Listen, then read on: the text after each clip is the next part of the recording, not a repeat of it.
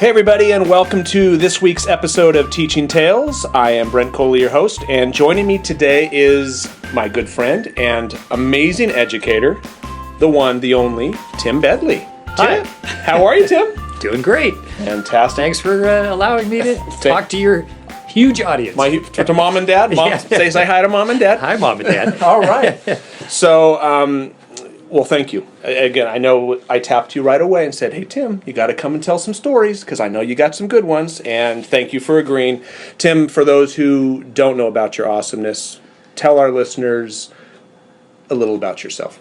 About my awesomeness? You can talk about, I'll talk about your awesomeness. You just give us a little background There's about. nothing to tell. No. Well, I'm a fifth grade teacher. I teach in Lake Elsinore, and I'm in my 29th year of teaching. Been teaching since I was 6, so yeah. Wow. Since I'm only 35 now. You look amazing. And train teachers, make kids music, educational music, and have fun. Rocking the standards, right? Rocking the standards, yep. With no G. With no G, rocking no G. Rocking the standards with no G. Yeah. And you do some amazing stuff. I remember a few years ago I came and got to spend a day in your classroom, your gallery learning, the whole whiteboards. Just briefly, tell people about that. Well, what you do. Yeah, a few years ago, a colleague of mine said, come check out, what I'm doing with my kids, and he had whiteboards all around his walls, and I'm like, what is that thing called?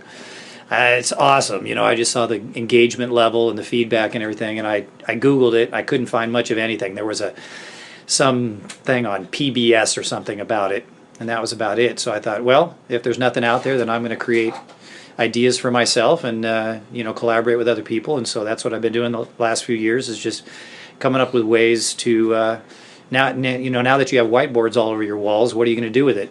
How is that going to impact your teaching and your kids? And so, just been coming up with all kinds of ideas and sharing them with other people on how to engage your students with a whiteboard-lined classroom. Yeah, because the kids are up, they're moving, they're constantly, the blood is flowing in their legs and their. I mean, it was awesome to watch. So. The main thing is just being able to have instant feedback all the time. Yeah. And I had an experience of using it for a while, and then for some reason I didn't do it one day. Had the kids sitting on the floor in a little group, and it drove me nuts. I realized how much I appreciated it because I was like, I want to see what you're doing. I want to see what you're doing. You see every step along the way, which is different than having the kids write on a whiteboard on their desk and then hold it up and show it to you. It's truly formative. It's when they're forming their answers. Yes.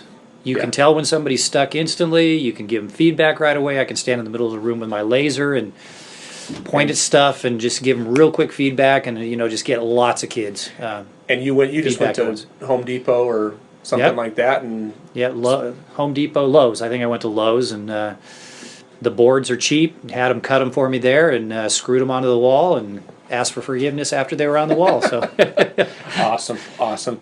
Well, Tim. Stories, and when we talked about, hey, what do you want to talk about? Kind of our theme for this broadcast is we're going to tell our stories about how we got into education, how we became a teacher. So, because not everybody has the same path into the career of education as others. So, why don't you start? Okay. Tell us how did you become a teacher, Tim Bedley? Yeah, it's pretty interesting. Actually, my dad is a well-known educator, won the PTA National Educator of the Year, and so I think what that did for me was make me not want to be a teacher. And so I was going down the path of business. I liked organizing things. I liked running my own little businesses growing up and in playing, as a kid. And so I thought, that's what I want to do. So I majored in business marketing, got out of school, and had a job right out of college that I was working for a financial planner. Now, I was always one of these, A-B students, oldest child in the family, did everything by the book and, how I was supposed to do it. And I was sat down by my boss at the financial planner after a few months, and they said, we're going to let you go. And I'm like, what? Oh. No. I'm Tim Bedley. You don't fire Tim Bedley. That's not how it works. That's not how it works. Did you not get the memo? Yeah. So I won't go into the whole story. I didn't do anything wrong. I just wasn't the person that they wanted Sure. to groom into becoming the next planner in their company. Sure. So that led me to get a job working for a tape, adhesives, sandpaper, and safety supplies company. Doesn't that just sound like me? Selling those things to man. manufacturers. Oh, wow. And so, I was having a good time. I'm sitting at a desk. I got a mile of catalogs in front of me, and I'm answering the phone, and I'm learning the products. And Tony Veroni, my boss, comes to me one day and says, the reason we hired you is because you have your degree, and so we want to send you out into the field because we want you to work your way into management. So sitting behind the desk and taking orders, that's not why we hired you. We can hire anybody to do that. We want you to work your way into management. So I'm like, oh, okay. I had some sales jobs before that, and I absolutely hated them. I'm not real good with rejection. So, and in sales, the majority of your calls are going to be rejection. Totally. So he's like, okay, you're going to go out there. Here's your kit, of supplies, and you're going to go meet with purchasing agents and tell them about our tapes and all these things that I was so passionate about, glue and stuff like that. Riveting stuff. Tim. Yeah, riveting. And so I get out there, and I didn't even want to. I mean, I'd walk in with my kit, my sales case or whatever, and the guard at the front, the secretary looks at you, and of course, the minute everybody sees you, their head drops, and they're like, "Oh, another salesman! Here comes a salesman." And I didn't want to be that guy. Sure. And so I just started going to these little tiny businesses where somebody would actually talk to me. Yeah. But I'm not going to make any money doing that. I got to sell to big companies. I was dreading my job. I did not want to wake up every day and go to work. And so one day, literally it happened like this. Sunday morning, I'm laying in bed and I'm thinking, now my wife, who's a teacher, is making $10,000 more a year than I'm making. And she is now on her spring break. And I'm working, and I get my 2 weeks off a year. Why did I never ever think of becoming a teacher? I mean, it didn't cross my mind because I think I was just, subconsciously avoiding following in Dad's footsteps. Wasn't even an option because... Wasn't even an option. So literally, I just woke up that morning, and I looked at my wife, and I said, I want to be a teacher. And she's like, what? I'm like, yeah, I want to be a teacher. I used to be a youth pastor. I like working with kids. I worked for the YMCA and the after-school program. This sounds like a cool thing. So the next day, actually that day, I think, I called my old boss from college, my painting boss, and I said, I'm thinking about going back to school and getting my credential. This is in about February or March, And right after I got married, a great time to be switching careers, right? And I said, can I work part-time for you while I'm going to school? Hey, no problem. Okay, I got that ducking, I got that lined up. So then maybe Tuesday of that week, we made an appointment and went to UCI where my wife got her credential. Went there and met with a counselor, and lo and behold, the day before was the beginning of the new quarter. So I woke up the day before the quarter started and decided I wanted to be a teacher. Is that crazy? Did you start the next day? So no, because I met with her on Tuesday or Wednesday or something, and she's like, "Well, the quarter started Monday, and you'll have already missed a class or two, but it's no big deal." And then my dad actually, the whole Gene Bedley thing came in handy at this point in time because she's like, "I've got an intern position down in Dana Point. Hang on a second." She gets on the phone, the counselor does. She calls, I got Gene Bedley's son up here, and he wants to be a teacher, and send him on down. I'm like, okay, sweet. So I go into work the next day, and I said, I'm going to go back to school. I'm giving you my 2-week notice. They said, oh, well, we don't want a salesman, a short-timer salesman out there in the field. You're fine. You can just leave today. And so I'm like, okay. Thank you very much. So by that Friday, I woke up Sunday, right, deciding I was to be a teacher. By that Friday, I was in the classroom in Dana Point, starting my observations. The following week, I was starting my classes and on my way to becoming a teacher. And then the following fall, so this is I don't remember exactly, February or March. The next fall, I was in the classroom with my own class, making half of a teacher's salary, and loving every minute of my job, working until 8 o'clock at night, and never looked back. I've never had a single day where I've heard this from so many teachers. No regrets. No regrets. I've never woke up in the morning and thought, I'm dreading going to work today. And I was dreading every day I went to work trying to sell sandpaper and glue. So the timing was just unbelievable. So I want to know how you got into teaching. Well, it's funny, as you were telling that story, I'm thinking like, now mine was not exactly the woke up one day and became a teacher that Friday, but being a teacher was never something I really considered as an option. I wanted to be a computer programmer. Really? Growing up, yep. I remember, especially I was a junior in high school, and they had one of those career days, and our next door neighbor was a computer programmer. And I remember shadowing him, going to his business, and thinking like, oh yeah, this is totally what I want to do. When people ask me why are you a teacher, the short answer is because I couldn't do calculus. That's the short answer. Because when I went to the JC, went to Palomar College, doing my GE there, and I was on the track to transfer to UCSD into their computer science program. To do so, I had to take 4 semesters at Palomar of calculus, just at the JC. And calculus wasn't my thing. And in all fairness, I was more interested in beach volleyball and things like that at the time. So Girls? Well, yes, that too. Okay. That too. But I was not putting 100% of my energies into my calculus studies. But first semester, I got a D. Second semester, I took it again, or not even second semester. I took that class over, I got a B.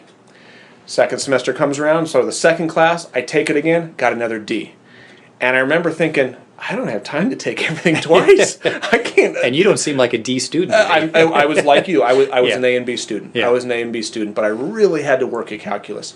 And I remember kind of going back to you. You woke up that one day thinking like, I'm going to be a teacher. I so vividly remember sitting in the living room with my mom and dad and talking about this, because teaching was never it was never really an option. Not because, I mean, my mom was a teacher, but I didn't avoid it because my mom was a teacher. My dad has taught Sunday school and taught in the church his whole life too. Yeah, But episode 6. that's right. Episode 6 had my dad. So very good conversation. He teacher in a different classroom. But I remember sitting and talking with him. It's like, well, maybe I should be. Maybe teaching could be something I could do. I'd always in school thought teaching would be fun. Like, you know, those times you're in a math class or whatever, and the teacher is explaining something, and the kids aren't getting it. Yeah. And you're thinking, you just need to say it this way. And the kid, I remember kind of arrogantly as a 16-year-old kid thinking, if he only said it this way, he would understand it. So I always thought it would be fun, but it was never an option because, doggone it, I'm going to be a computer programmer. And you're going to make good money. I'm going to make and teachers don't make good money. I'm going to make good money. Yeah. But I couldn't do the calculus. And I remember sitting with my mom and dad in that living room, and I remember what my dad saying. He said, "Brent, if that's what you want to do, absolutely. Then I mean, we're going to support you with that." Meaning computer programming.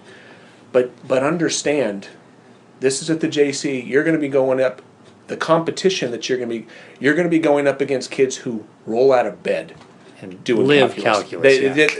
It is a breeze to them. And I'm not saying you can't do it. I'm saying, do you want to do it? Is that what you want to do? And at that point, I said, no. No, I don't. I'm going to be a teacher. Very, very similar. I was like, you know what? That's it. I'm going to be a teacher. It was the first day of the semester. Ironically, going back to your story, it was the first day. Like I'd already had the first day of the semester. We had this talk that night. I went in the next day and totally changed my major. Totally tried to crash a bunch of classes. And long story a little shorter. Changed my and completely went down a different path. Transferred to Cal State Fullerton, a child development major. Got my credential and. The rest is history. This is year 21. I taught for 15 years. I'm in year 6 as an administrator now. And the beauty of it is I like ed tech. I like the You combined both passions. Exactly. Yeah. When I did my classroom website, when I podcasted with kids, and I was getting to do both of those things. I was getting to work with kids, teach, which I love, but also get to do that computer programming. But so what lesson? Because you didn't. Again, I think both of our story. I mean, how often have you heard somebody say like, "Well, I knew I was going to be a teacher when I was I was second grade, and I used to play school at home, and I didn't do that." No, you didn't. You didn't do that. And there's nothing wrong with that. I was being prepared in a sense. I mean, I look back now and I think all the things that I did that come into play in what I do as a teacher. Yeah, I was definitely being prepared, but it wasn't something I longed for.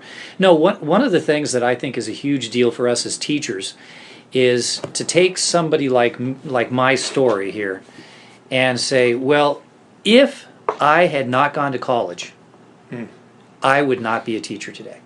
I mean, I have to face that reality.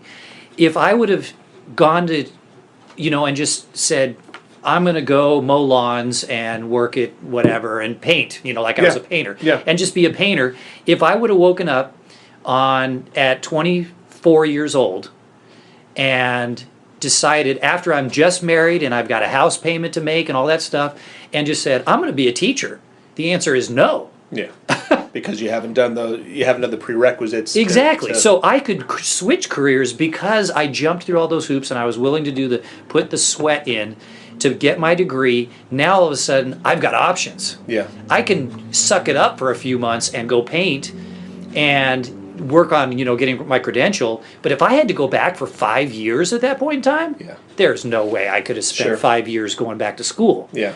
So I want the message to my students to be, I mean, you and I both see eye to eye, and I know from your other interviews as well, that college is not the end-all for every kid. Mm-mm. And trade school is a great idea. Some people, some of my most successful friends never went to college. Yep. And that's fine, but that's an anomaly. Yeah. And so I want my students to know, go to college, do the things. You're not going to necessarily know what you want to do until later in life. Mm-hmm. And if you set yourself up for multiple choices and multiple paths by making good decisions, that's the best route that you can go in. Yeah. And I teach my kids all the time that really education gives you choices, it gives you power. That if you're 25 years old and you mow lawns or whatever, there's nothing wrong with that. Sure. I mean, if somebody wants to do that, that's how they. I have a friend. There's people who own their own landscaping companies are making more than we are. Oh yeah, they are. Oh yeah, they are. But if that's what you're doing and you have no education and you wake up and you say, I want to be a doctor, that's not going to happen. I don't want to be a landscaper. I don't want to be. But if you went to medical school and you wake up and say, I want to mow lawns instead of being a doctor, you can do it. You can do it. Yeah. So you got to think it through and make decisions that are going to give you the most options down the road. And that's a message that I want to get through to my kids, even at a young age of 5th grade, that as they're starting to see their future and plan things out, make some good decisions so that you do have that freedom that if you end up being a Tim Bedley someday and figure out what you want to do at 24, you can actually do it.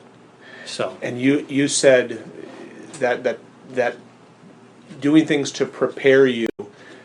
Before we hit record, we were saying that we were kind of joking that you said like, I'm never going to be a principal, and I said that's what I used to say.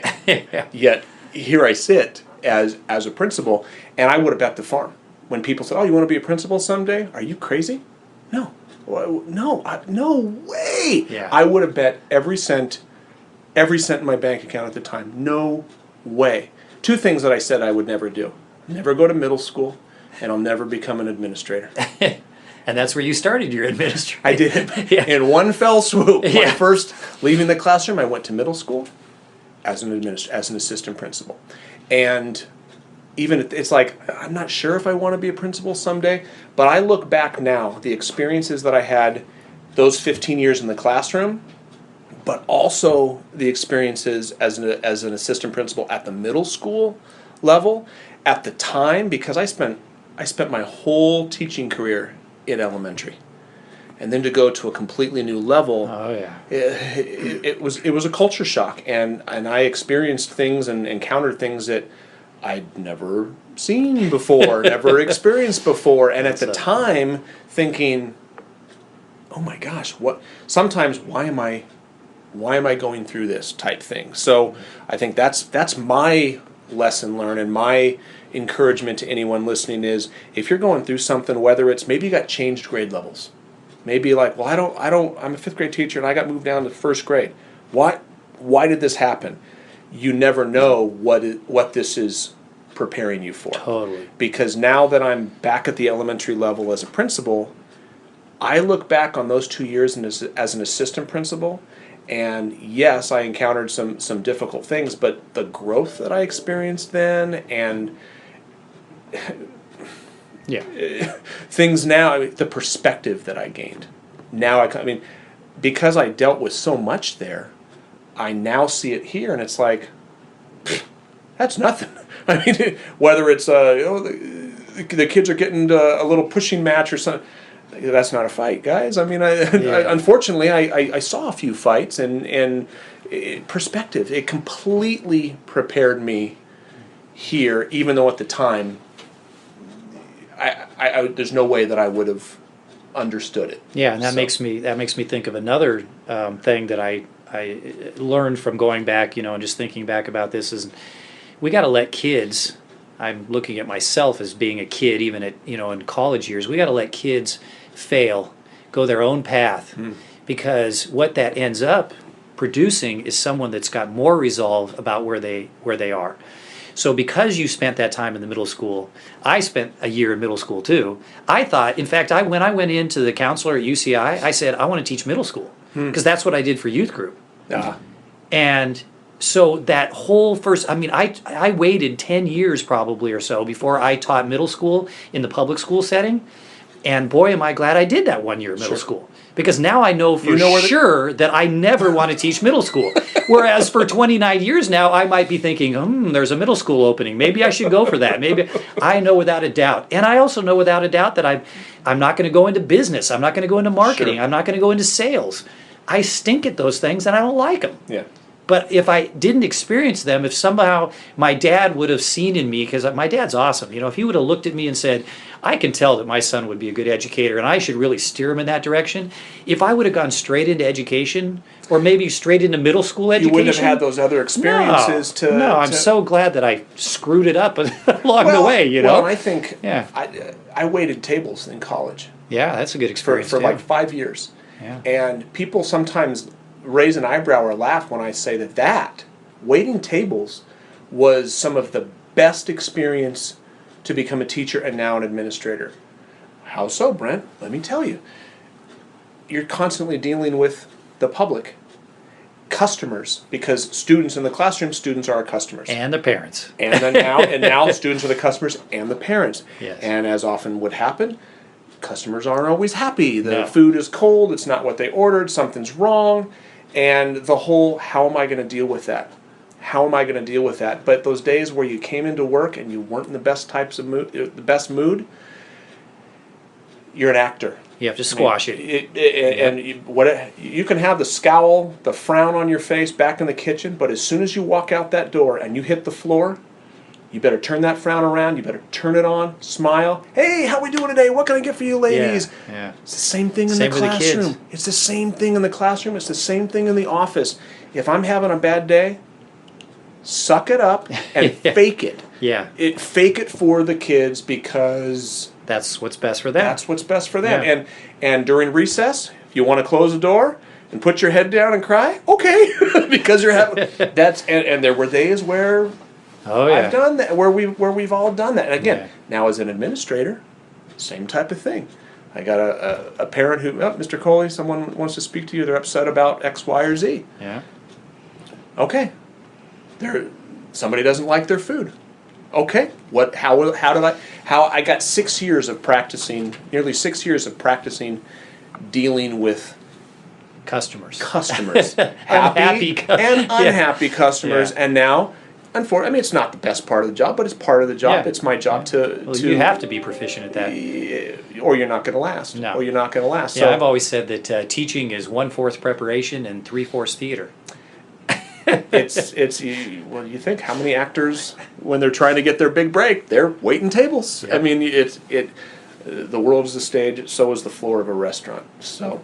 And so was our classroom. So was our classroom, and really, and it's really sales too. I mean, as much as I didn't want to get into sales, now I'm selling, ideas. You're selling ideas, education. You're selling. Yeah. You're selling. Having to motivate kids. And you're selling experiences Yeah. that you want them going home, just like somebody going home after a play, thinking, "Wow, what a great play that was." Yep. You want your kids to go home thinking, "Wow, I experienced something. What great theater we had today at school." Yeah, all those experiences just make us who we are, and we don't want to curse any of them. You Nope. know, they're all good. Everything happens for a reason. You and I are men of faith, and we know that when we go through things that we may not see it now, but at some point down the road, that's going to come in handy. Yep. That's going to come in handy. Oh yeah, there are no accidents, Nope. and that I'm living proof of that I'm teaching right now. Yep. How could all that stuff happen by accident? Awesome. Well, Tim, thank you, man. I totally appreciate you taking the time. This did not disappoint. I knew it wouldn't, but thank you again. Well, you didn't disappoint me. Well, there we go. There we go. So It's the only show I'm not going to listen to. you don't have to listen because you lived it. You lived it. I So wouldn't be able to stand it. where can listeners? I know that you are in multiple places on I'm the web. out there, yeah. How can listeners find you and connect with you? Place to start is timbedley.com, just like brentcoley.com. There we go. I have a YouTube channel, tbed63 on YouTube. Got over 1,000 videos on YouTube. I've got 2 podcasts, the Bedley Brothers, and they can get that on iTunes. And soon, hopefully, I will figure out how to get my new podcast on iTunes. It's called The 5-Minute Mishmash. And it's just 5 minutes, barrage of ideas that I just throw at you from my 29 years of teaching. And it's like, here's a few things, think about it. Maybe one of those will stick and you can use it with your kids. And for anyone listening, that 5-minute mismatch is awesome. I mean, your most recent one about restaurant. How do you spell restaurant? How do you spell restaurant?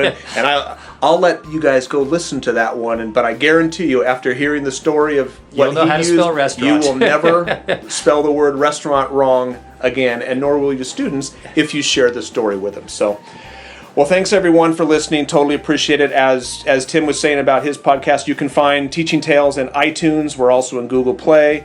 You can subscribe there. You can also find us on brentcoley.com on the podcast page. If you like what you hear, would really appreciate it. Give us a review. Give us some feedback. If you have any suggestions of people that you'd like to hear from, you can tweet me at Brent Coley or email me. All my contact info is on the website. Once again, thanks so much for listening, and we will see you next time.